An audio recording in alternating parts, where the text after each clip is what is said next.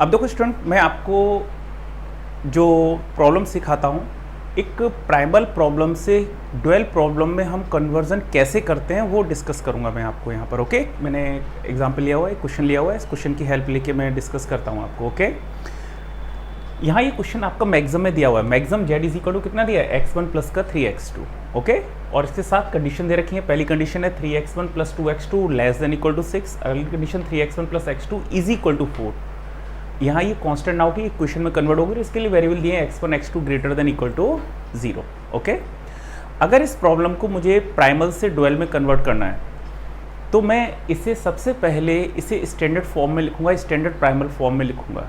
Standard primal form में क्या होता है, अगर क्वेश्चन मैक्सिमाइजेशन में है, ध्यान देना, अगर क्वेश्चन मैक्सिमाइजेशन में है तो ये सारी कॉन्स्टेंट्स लेस देन में होनी चाहिए।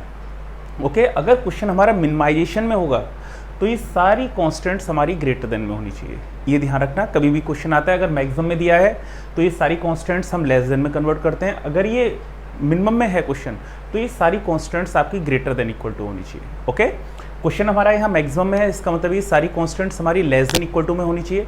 लेकिन यहाँ पर जो ये इक्वेशन आ रही है सेकेंड, यहाँ तो इक्वल टू 4 लिखा हुआ है, यहाँ तो ग्रेटर देन या लेस देन नहीं लिखा, ये एग्जैक्ट 4 के बराबर है। तो इस इक्वेशन को हम दो पार्ट्स में ब्रेक करेंगे। एक बार हम ग्रेटर देन इक्वल टू 4 मान के चलेंगे और एक बार इसको हम लेस देन इक्वल टू 4 मान के चलेंगे। कभी भी किसी भी क्वेश्चन में जहाँ पर कांस्टेंट ना होके वहाँ पर वो इक्वेशन फॉर्म में हो, इक्वल टू लगा होता है, वहाँ पर उस इक्वल वाली कंडीशंस को आप दो पार्टों में ब्रेक कर लीजिए। मैं करके दिखाता हूँ, जरा ध्यान से देखना है इसको। ओके, क्वेश्चन मैक्सिमम में है, पहली इक्वेशन हमारी लेस देन इक्वल टू में, इसको एज इट लिख दिलिए, 3x1 plus 2x2 less than equal to 6। अगली जो कांस्टेंट आ रही है, जो इक्वल फॉर्म में आ रही है, इसको हम दो पार्टों में ब्रेक करेंगे, एक बार लेस देन इक्वल टू और एक बार greater than equal to. Okay, तो इसको मैं ऐसे लिख सकता हूं, 3x1 plus x2 less than equal to 4। अगली बार लिख सकता हूं मैं 3x1 plus x2 it is greater than equal to 4। Okay, कभी भी कोई भी इक्वेशन अगर आती है वहाँ पर इक्वल का साइन लगा हुआ है तो उसको आप दो पार्टों में ब्रेक कर लो, एक बार ग्रेटर देन इक्वल टू करके और एक बार लेस देन इक्वल टू करके। ओके, तो मैंने एक बार लेस देन इक्वल टू करके लिख लिया 4, एक बार मैंने ग्रेटर देन इक्वल टू 4 करके लिख लिया। यानी जो ये एक इक्वेशन थी इसको मैंने कितने पार्ट्स में ब्रेक कर लिया, दो पार्ट्स में। ओके, अब जरा चेक करना है, यहाँ पर मैंने बताया क्वेश्चन ये मैक्सिमाइजेशन में है तो ये सारी इनइक्वलिटीज़ लेस देन में होनी चाहिए। ये लेस देन में है, ये लेस देन में, ये ग्रेटर देन में आ रही है, तो मैं क्या करूँ, इस इक्वेशन में मैं माइनस का मल्टीप्लाई कर लेता हूँ। ओके, इसमें माइनस का मल्टीप्लाई कर लूँगा। जैसे मैं माइनस का मल्टीप्लाई करूँगा, यहाँ -3x1 -x2 यहाँ -4 हो जाएगा। किसी भी इनइक्वलिटी में जब आप माइनस का मल्टीप्लाई करते हैं उसकी डायरेक्शन चेंज हो जाती है, तो इसका मतलब ये कन्वर्ट हो जाएगा लेस देन इक्वल टू में। ओके, तो यानी क्वेश्चन हमारे पास क्या बन के आ गया, मैं फिर दोबारा रिपीट कर लेता हूँ। Maximum Z is equal to हो जाएगा बेटा आपके पास x1 प्लस 3x2। ओके, इसके साथ कंडीशन हमारे पास क्या बन गई है, हमारे पास पहली इक्वेशन आ गई है 3x1 plus 2x2 less than equal to 6। अगली equation 3x1 plus x2 less than equal to 4। और बेटा इसमें जब मैं माइनस का मल्टीप्लाई करूँगा तो आ जाएगा माइनस का 3x1 minus x2 less than equal to -4। Okay, और यहाँ पर वेरिएबल्स हमारे पास क्या क्या थे, x1, x2 these are greater than equal to 0। Clear हो गया। अब बेटा इसको आप चेक करना, ये जो रिप्रेजेंटेशन है हमारे पास ये स्टैंडर्ड प्राइमल प्रॉब्लम का है या नहीं है, जरा देखो ये स्टैंडर्ड प्राइमल प्रॉब्लम है या नहीं है। क्वेश्चन मैक्सिमाइजेशन में है, सारी इनइक्वलिटीज लेस देन में है, तो इसका मतलब है ये हमारा स्टैंडर्ड फॉर्म में हो गया। अगर ये मिनिमम में होता तो ये सारी इनइक्वलिटीज़ को मैं ग्रेटर देन इक्वल टू में कन्वर्ट करता। क्लियर, अब ये स्टैंडर्ड फॉर्म में बदल गया। अगर ये स्टैंडर्ड प्राइमल में है तो अब इसको अगर हम मैट्रिक्स फॉर्म में लिखना चाहें, इसको हम डुअल में कन्वर्ट कर सकते हैं। तो इसको अगर मैं मैट्रिक्स फॉर्म में लिखना चाहूँ, ओके, तो अगर मैट्रिक्स फॉर्म में लिखना चाहूँ तो इसको मैट्रिक्स फॉर्म में लिख सकते हैं हम, maximum Z P is equal to C X, A X less than equal to B, X is greater than equal to 0। इस इक्वेशन फर्स्ट की ये मैट्रिक्स फॉर्म हो गई जो मैंने इक्वेशन लिखी हुई है। यहाँ C क्या है, अगर मैं C को चेक करूँ, C इसकी कॉस्ट मैट्रिक्स हो जाएगी 1 and 3, 1 और ये 3। ओके, सी हो गया। एक्स क्या है, एक्स हमारी बेटा कोफिशिएंट इसके वेरिएबल मैट्रिक्स हो जाएगी। वेरिएबल्स हमारे पास क्या क्या हैं, x1 and x2, x1 and x2, clear. After then A क्या है, ए हमारी कोफिशिएंट मैट्रिक्स होती है, तो a इज इक्वल टू हमारे पास हो जाएगा, इसके कोफिशिएंट्स क्या हैं, 3 2 3 1 -3 -1, ओके। और बेटा b मीन्स क्या है, right hand side, and b is equal to हमारे पास क्या हो गया, इसकी जो भी राइट हैंड साइड आ रही है, राइट हैंड साइड हमारे पास है 6 4 -4, ओके। तो जो इक्वेशन फर्स्ट थी, इसकी मैट्रिक्स फॉर्म हमारे पास ये आ गई। यहाँ a क्या है, b क्या है, c क्या है, x क्या है, मैंने सारे कंडीशंस लिख रखी हैं, ओके। आई होप यहाँ तक क्लियर हो गया होगा।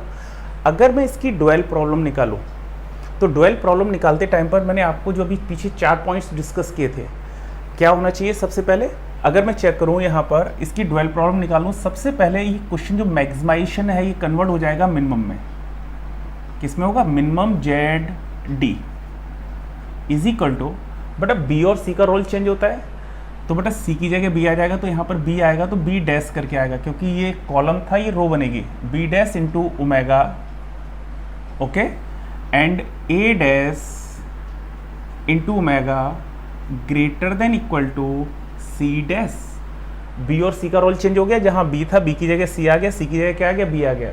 जब बेटा रो को कॉलम बनाएंगे तो डैश हो जाता है, तो यहाँ जो बी था यहाँ कॉलम था, तो यहाँ पहुँचा रो बनेगा, तो इसका मतलब बी डैश हो गया, और यहाँ सी क्या था, रो है, जब यह सी इसकी बी की जगह आएगा तो ये सी डैश कॉलम बन जाएगा। क्लियर हो गया बेटा, ये इसकी डुअल प्रॉब्लम कहला रही है। अगर मैं यहाँ पर इनकी वैल्यूज पुट करूँ, जरा ध्यान देना, तो मैं किस तरीके से लिख सकता हूँ उसको बताता हूँ। Minimum Z D is equal to B dash, B का डैश करेंगे तो कितना आएगा बेटा, 6 4 -4, ओके, इंटू बेटा ओमेगा। ओमेगा मीन्स क्या होगा बेटा, कितनी इक्वेशंस होंगी हमारे पास, 1 2 3 इक्वेशन है, तो ओमेगा की मुझे 3 वैल्यूज लेनी पड़ेंगी। एक ओमेगा 1, एक मैं लूँगा ओमेगा 2 डैश, और एक लूँगा ओमेगा 2 डबल डैश। बेटा ये डैश और डबल डैश क्यों लिया मैंने, ओमेगा 2 और ओमेगा 3 क्यों नहीं लिया, उसका रीज़न बता रहा हूँ।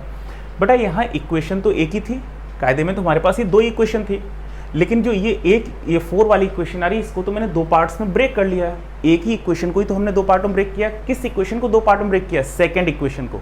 तो पहली वाली इक्वेशन के लिए ओमेगा 1 लिखते हैं, सेकंड के लिए हम ओमेगा 2 लिखेंगे।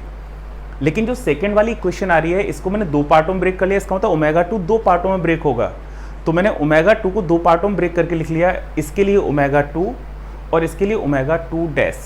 समझ में आ गया, क्योंकि सेकंड इक्वेशन 2 पार्ट्स में ब्रेक हुई है। अगर बाई चांस ये पहली इक्वेशन हमारी 2 पार्ट्स में ब्रेक होती, मैं यहाँ कहता इक्वल टू 6 लिखा होता, तो वहाँ था ओमेगा 1 डैश और ओमेगा 1 डबल डैश। क्लियर, तो यहाँ पर बेटा ये मैंने क्या लिख लिया, यहाँ पर ओमेगा 2 डैश और ओमेगा 2 डबल डैश। ये ओमेगा 2 डैश इसके लिए, omega 2 double dash third row के लिए, okay.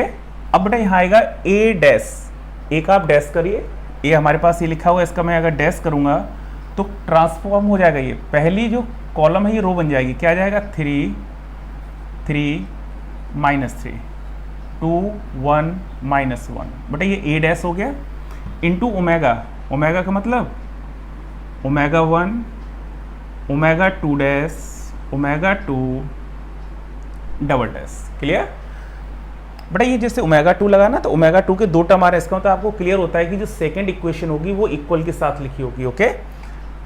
Is equal to, sorry, it is greater than equal to C dash. बेटा यहाँ सी ये रो थी, जब यहाँ पर सी डैश होगा तो ये कॉलम कन्वर्ट हो जाएगा, तो इसका मतलब ये हो गया 1 and 3। क्लियर, यहाँ बेटा जो वेरिएबल्स आ रहे हैं हमारे पास, omega 1 dash omega 2 dash omega 2 double dash, these all are greater than equal to 0। I hope ये चीज़ क्लियर हो गई आपके पास।